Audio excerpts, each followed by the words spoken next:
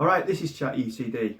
I was watching the United stand the other night and Goldbridge was pondering what the win percentage would be since INEOS took football control of the club.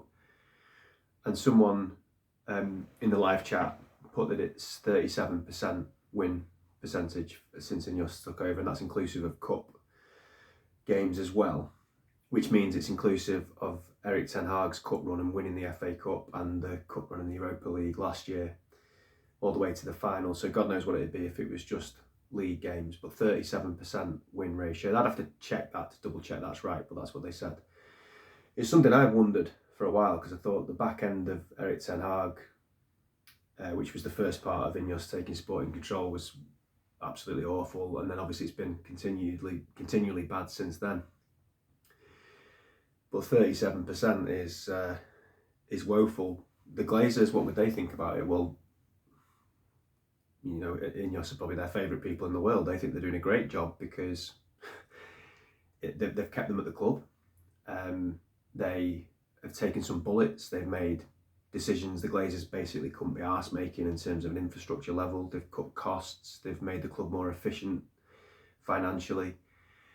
And they've probably done quite a lot of legwork regarding the stadium, which will be the pot of gold at the end of the rainbow ultimately for the Glazers to stay in situ at United for the foreseeable future. So they'll think they're doing a great job, but I'm a football fan, and I judge a football team, funnily enough, on their performances on the football pitch. And 37% win percentage is horrendous for a club of Manchester United's stature and size. It's embarrassing. But that's not it, is it? You know, that's not the only thing. So we're going to look at everything else, I suppose, that INEOS have brought to the party and what's been going on over the last couple of years. I didn't go to Old Trafford to watch a game from 2019 until April of this year. The reason being, it was like a mini protest, really. Not a mini protest, it's just a protest, that my own personal protest. I know it doesn't make any difference, but I have to look myself in the mirror. I have to have integrity, and I can't, in my own eyes, be as hostile as I am and as I feel towards the Glazers, and then line their pockets by going to United regularly. So I don't judge people that do at all. I just have to be true to myself, and that was my mini protest. The reason I've renegated on that is because my lad wants to go, and I'm not going to stop him from going, so, and he needs me to take him. So we've been 4 times since April this year. Now, the fan experience in 2019 at United wasn't great, but it's significantly declined, I'd say, in those 6 years. You get to the stadium, you get to your turnstile, and it's around a 20 to 30 minute wait just to get in, because it's so poorly stewarded. This, I don't know how to say it any other way. Poorly stewarded. That's it. They haven't got enough people. They haven't got an efficient system. Whatever it is, it takes ages to get in. The concourse and the kiosks have always been a nightmare at United. Back in the day, even 20 years ago, it was bad, and it continues to be, if not worse than it used to be. And then after the game, if you stay to the end, there's not enough exits, so there's a bottleneck and you're stuck in the stadium, depending on where you are in the stadium.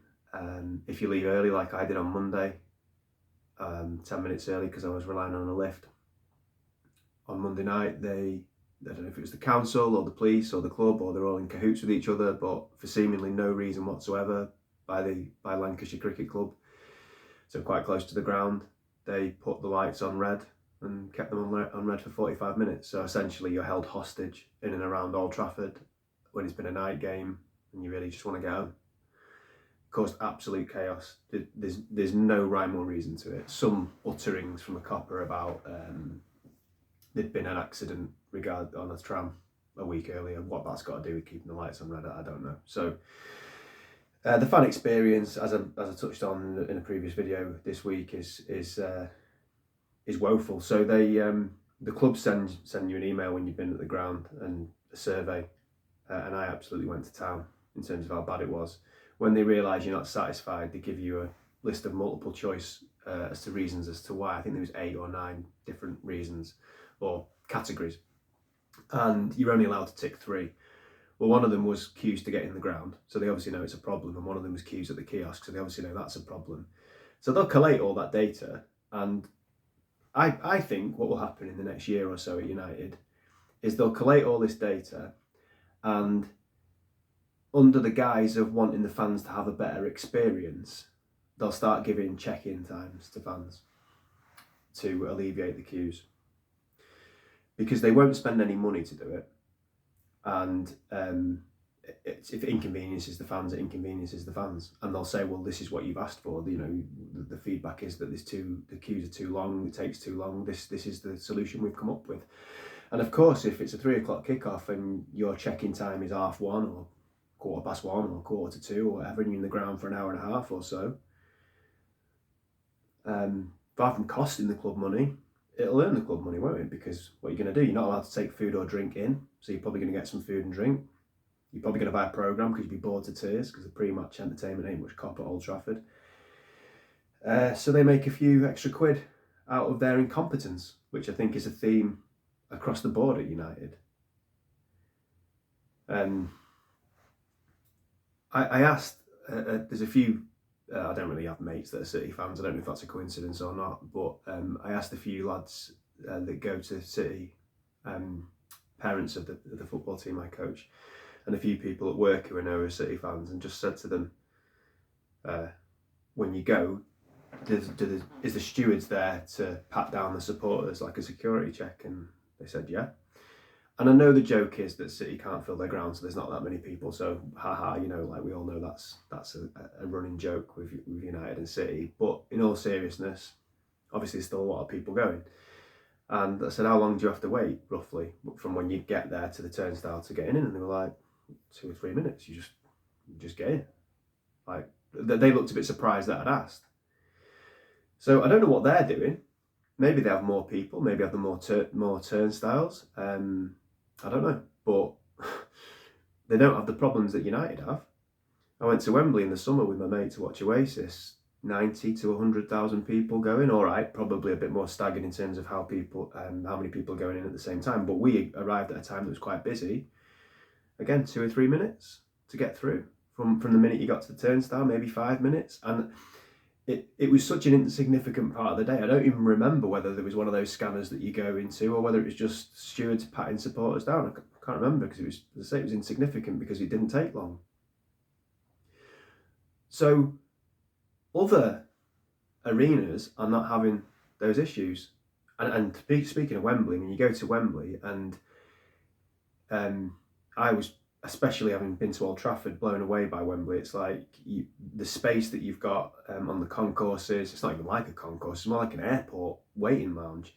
You've got loads of bars. The longest we had to wait to get a beer was 5 minutes tops.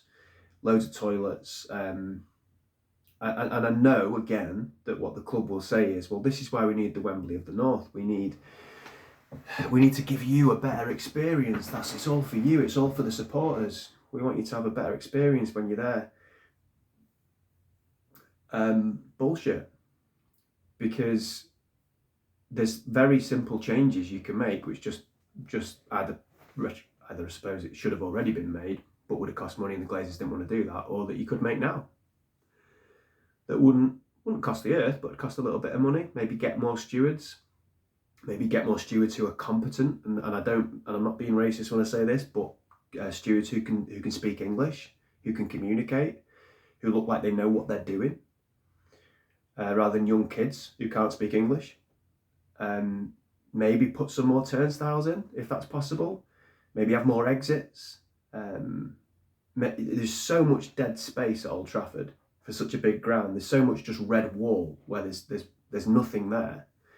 But it cost a bit of money to do some structural stuff, wouldn't it? And people say that the ground's got its limitations. It probably has, but nothing's changed as far as I'm aware. Correct me if I'm wrong. I don't think any significant work's been done on the ground for, I'd guess, 22, 23 years.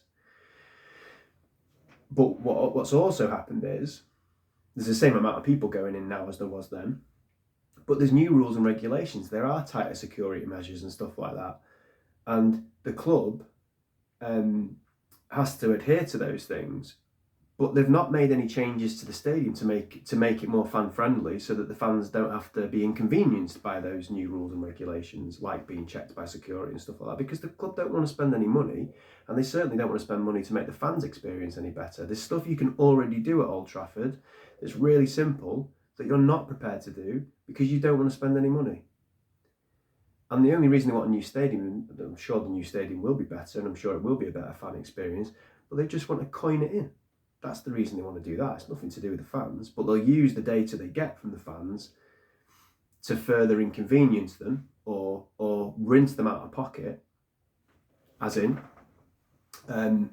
inconvenience them in terms of check-in times and stuff like that, or just remain with really long queues that you can't do anything about, and that's a big inconvenience. They'll put season ticket prices up, etc. But when the new stadium comes along, they'll hit the fans in the pocket. So I always feel like this. The people that foot the bill for the Glazers' incompetence and lack of care is the fans.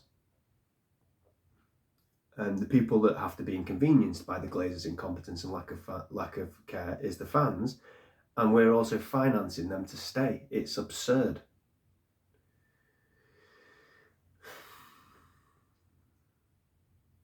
I got a mate who coaches. He and I coached the team, my son's team. Excuse me a sec. And he doesn't support United.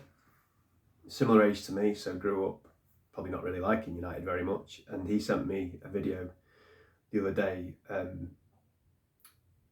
which was what was it titled? Like, what if Man United never existed? And it's like, what if Newton Heath never emerged from that railway club? What if we never came back after Munich? What if Sir Matt Busby had died? What if George Best wasn't spotted? All these different kind of landmark moments in United's history, and it was quite touching, quite emotional, especially for a lifelong Manchester United fan. And I said to him, it's quite apt, because he sent me on Tuesday, and I said about the experience on Monday night, and without me putting any words in his mouth, and this is someone who's not got a dog in this fight at all, he said, I'm no Red, but from the outside looking in, the club looks soulless. And that's the word.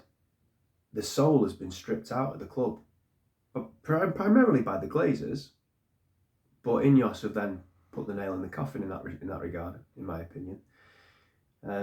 It's a soulless club, and when you take the soul out of a club, especially a club as big as United, you're in big trouble. And I watched a video of George Best. Obviously, George Best, the anniversary of George Best's death was earlier this week.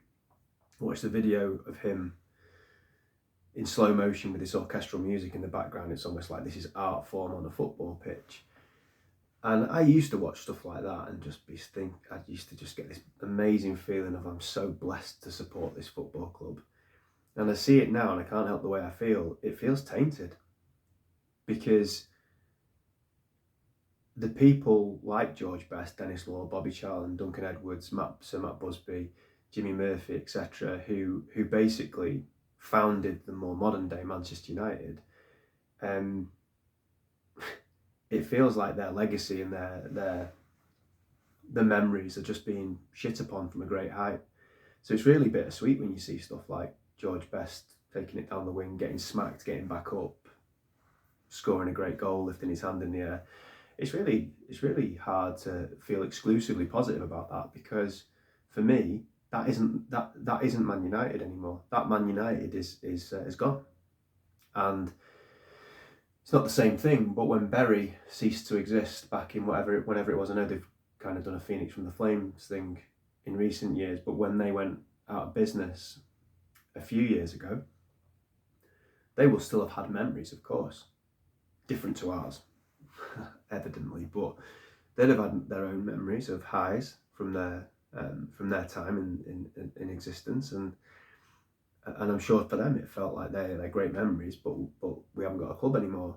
Well, we've still got a club, but only just, really. It's an incarnation of United, but it isn't Man United. And look at what INEOS have done. they've come in and they've cut loads of jobs, and I am aware that United had a bloated workforce and it needed to be trimmed down.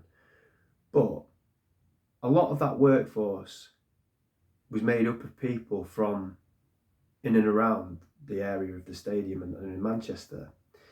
It's a link to the local community. It's people on the ground floor who probably support the club and for whom the club means an awful lot. And that's quite personal, that's special, and that gives a fabric of a club a great feeling and a great identity. And that's been moved and stripped away. We've had a long, proud tradition of our links with the United Foundation and the links to local charities and the links to the local area in that regard as well. And again, they're distancing themselves from that and putting less into that now.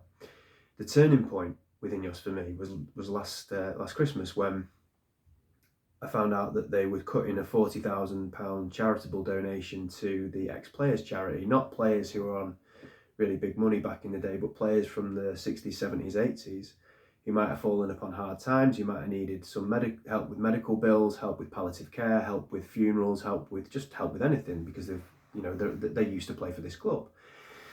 When INEOS did that was my mind made up. You can't take that back. So they can say and do anything now that might be better than how they've started. But it doesn't make any difference. I know your intent. I know you did that. You took a £40,000 donation to an ex-players charity because you said you couldn't afford it. No, I'm not having it. You've put prices of tickets up despite the football being turgid, the worst it's ever been in the Premier League era, the worst it's been for probably 40, 50 years, let's be honest. You've put prices up. The fan experience, as I mentioned, is getting worse, and yet the prices go up. And you've given the Glazers the chance to stay. There's no mark of Manchester United other than the fans. We go and we sing, "We're gonna go on the piss with Georgie Best," and we sing a bunch of bouncing Busby babes, "They deserve to be United." We try and keep that alive as the supporters. But the day-to-day of Manchester United and how it is and how it runs and how it appears is unrecognisable. And it's just not okay. So, bringing it back to the 37% win percentage under INEOS, if that was the case, but all of those other things I've been talking about around the wider holistic aspects of the club were all right, you'd go, okay, we're not very good on the pitch, but all that's happening. Or if all of that stuff was as is, terrible, but you're watching good football on the pitch, or the fan experience is better, or whatever, you'd go, well, that's not great, but we've got this. There is not one criteria, not one box that they're ticking. All of it's bad. And for me, the most unforgivable bit is the identity of the club being completely, well, like my mate said, soulless. It's soulless. You've ripped the soul out of it. And I want to qualify my comment, because I'm not a slap-tass. When I first started going to United as a kid in the late 80s, United were crap. The football was rubbish. We were going nowhere, it seemed, under Ferguson. And I think a child's eyes, especially if they know football, and a child's perspective on things can be quite honest and truthful and unfiltered. What I saw when I went to Old Trafford, what I saw when I went to United, was a club with soul, with life, with history. And it wasn't a very good team on the pitch, but I felt Manchester United, if that makes sense. I watched the videos of Georgie Best and Sir Bobby and Dennis Law and the grainy footage of Duncan Edwards and Sir Matt Busby and Jimmy Murphy, and I knew all about all that stuff, and it felt like that was very connected to the present at that time in the late 80s. So the football was shit.